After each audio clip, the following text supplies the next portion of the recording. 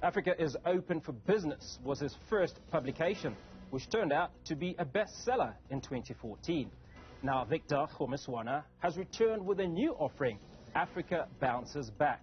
In this epic read, the speaker and broadcaster walks us through the prospects and challenges of our country.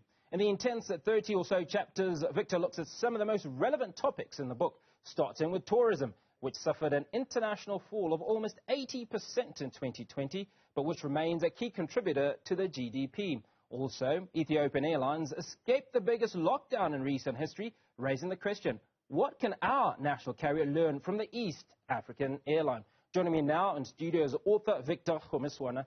Ntate Kgomoeswana, really good to meet you. Thank you so much for coming on to the show. Thank you. Thank you for the invitation. Good to see you in person, man. Well, great to see you too. Yeah. Africa Bounces Back, a very intriguing title, if you will. What is Africa bouncing back from? From everything. Africa has been put through everything, Hugo. From slave trade, colonial oppression, civil wars, dictators, disease, all kinds of exploitation. But of late, the downturn due to COVID, the lockdown that has been a catastrophe on all fronts, Africa always bounces back from that. Now, you've just gone into my next question, which was, is the book in any way speaking to current issues? Yes. The novel coronavirus, for instance. Yes, it is a chapter in the book. How I write books, I take what I consider themes that have something in common, like the positive uptrend. Africa is Open for Business was trying to show that the place to do business in a long time will remain Africa. Africa Bounces Back is almost continuation of that theme, but the topics that I select are based on what has been, what you can call mega trends, and then you shape your discourse like doing that. So there was no way I was going to write a book in 2020 and not talk about COVID, especially considering what it did. But tourism also took a knock out of that. There's a chapter in the book about it. There are lots of other things, the African Free Trade Area, which is going to determine the direction of Africa for the next, I don't know how many years, depending on how well we do it. Tourism was one of the chapters that I particularly enjoyed. And South Africa has just come off the red list. And one of the things that you talk about, I mean, you discuss issues of innovation. You also talk about VFR, visiting family and friends. Yes. Now, talk to us about that as an aspect and what potential it has in changing the fortunes of tourism in the country. Yes. When we talk about tourism, especially in Africa, we mistakenly think of international tourists. And they are great. They come in from the US, from the UK, from Germany, China, whatever. But I'm from Limpopo, right? For example, I live in Johannesburg. My home is about 360 kilometers away. If I were to drive from here to Limpopo, I'm going to stop. I'm going to fill up the car. I'm going to probably stop at a restaurant. I might see something I want to pick up for the folks back home. Same thing when I return. I might look at something and say, Hugo said to me he wants some avocados. I'm picking up avocados. Now, that kind of activity doesn't often happen from tourists who are coming from abroad. They don't want to pick up avocados and all that.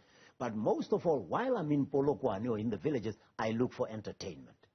And so visiting friends and relatives is a powerful category, and that should be taken more seriously. So imagine, for example, just to use the Limpopo example, imagine if SAA were to introduce low-cost flights between here and Polokwane. It will reduce the travel time from 4 to 5 hours to something like 35 minutes. It would make the roads safer. But at the same time, it would open the car rental business in Polokwane. It would make a whole lot of other industries, and then it would make the traffic just as well. So it's that kind of thinking that we're going to have to need. We're going to have to think out of the box. But you know, when you talk about thinking outside the box, this innovation is not apparent or prevalent for us to be having this conversation. For sure. But I want to take you to Rwanda. Yes. Right? And in one of your case studies, you talked about how the government of Rwanda dealt with poachers of the mountain gorillas. Just walk us through that. You know, okay, so the north of Rwanda has 5 provinces. So the northern province is a place called Musanze. That's where Rwanda meets Uganda and the DRC. And that's where the mountain gorillas can be found. And each country has its own control of how they benefit from the tourism into these threatened with extinction animals. What the government of Rwanda at the foot of the hill, and I went there, so I'm speaking from first-hand experience, what they found, people who were poaching the animals, and they said, listen, if we converted this into a tourist attraction instead, you at the bottom would get 15% of what we charge people to get in. And it's not cheap to get in there. It's now $1,000 to get into the park per person. So it's 3 hours. 15,000 rand. Exactly. Wow. But now imagine 15% of that. And when you look at the village of Musanze, you see the real investment in infrastructure. Even where the roads aren't tarred, they are looked after. And here's the funny thing. You have animals that are threatened with extinction on the mountain. Do you believe there's no electric fence protecting them? Because the people at the foot of the hill are producing pyrethrum, which, as you know, goes into making insecticides. So they are farmers, and they have a waist-high wall made of rocks, and they call it a hippo wall. And that's all there is. Now, what they do is, when you go up, you're walking in the jungle. Some of the people become your porters. They carry your bags. They come back. You give them $10, $20, whatever. Some of them are doing business out of cleaning the shoes. When you come back from the marshy, wet areas of hiking, they clean them for you for a very nominal fee. So that is what happens when the government can look at how to plow back the proceeds of tourism into the area, but persuade people that they stand to benefit from looking after their own environment. And as we speak, the tourism in Rwanda has passed the $500 million mark. It was not even $5 million in 1994. I know it was about $4 million. Exactly. So how have they managed to do that? I mean, that's certainly something that we can learn from. It's decisive leadership, Hugo. You know, you and I know in SADC, it's just decisive leadership, it's vision. But when you ask the people of Rwanda why, they say, remember, we had reached the bottom of the barrel.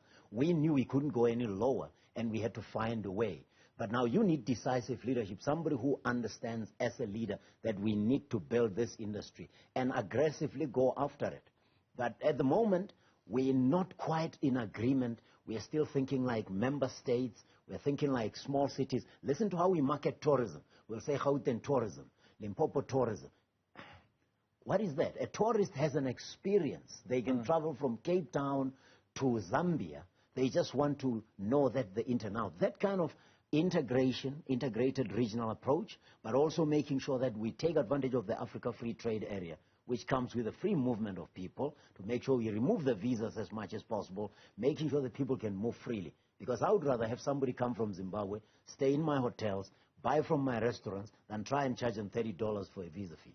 So let's stick to the Africa Free Trade Area, in fact, the Free Trade Agreement, and talk about what does it mean for me as a businessman or as an entrepreneur. Yeah. What are the opportunities? It almost is like 2010. Remember 2010 when the World Cup was coming to South Africa? Do you remember what was happening to the world then? It was going through a global credit crunch. South African construction industry didn't see it. The economy managed to at least survive the effects and recover much quickly. I look at Africa Free Trade Area, the agreement, as an opportunity for us to ramp up or accelerate the recovery from the COVID slowdown. But it also means, as a business person, start thinking, if you're South African, don't think you have 60 million customers, think you have 1.2 billion customers, or at least in the SADC area, you have 350 million customers that you can sell to.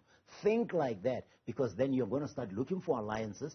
You're going to look for an advertising agency in Zimbabwe, in Zambia, in Malawi, how you get to your platform. You're going to look for media outlets and start putting yourself there. You're going to start looking for networks, and that way we are going to be able to make the recovery a whole lot faster. Now, I'm a practical sort of guy, and one of the things that you talked about in the book is that, well, not in the book, but that I read that you've been to over 30 African countries. Yeah. Now, as a young entrepreneur, quick guide to 1, 2, 3, 4 steps if I want to venture into Rwanda or Kenya or another African country. Book that flight, Hugo. I promise you, you won't get malaria. I promise you, it's some of the safest places in the world are when I'm traveling on my continent. I feel much safer. But I'm saying get on the flight, because once you land, you're going to see taxi operators. You're going to stay at an hotel, and you'll be shocked at how many, whether you are selling decor, whether you're selling catering services, you are going to find that by just walking the streets, you increase your chances of making that contact. It's often, in my language, they say, a young man who doesn't leave their village ends up marrying their sister. So if you are a business person and you're stuck in Harare, and you're stuck in Johannesburg or in Cape Town, you're going to have to incestuously almost sell to your own neighbors, and you know you're limited. So think of the market as your playground, but most of all, catch that fly. Start by going on holiday, actually. Because when you're on holiday, you meet people when they're relaxed. You know, like meeting people on a golf course. You're going to meet people. But you're at the hotel, you say, hey, who supplies your couches? Who repairs your... You will be shocked that they will be interested to do business with you. I've never, ever met a hostile potential client when I travel. And I've worked with multinationals, but I always see opportunities for small and medium enterprises. When especially, you should think, last thing that I should think, indigenization or local content. Partner with local people wherever you go. Don't try and be importing everything or exporting everything from South Africa, because you will experience what companies like ShopRite experienced in Nigeria.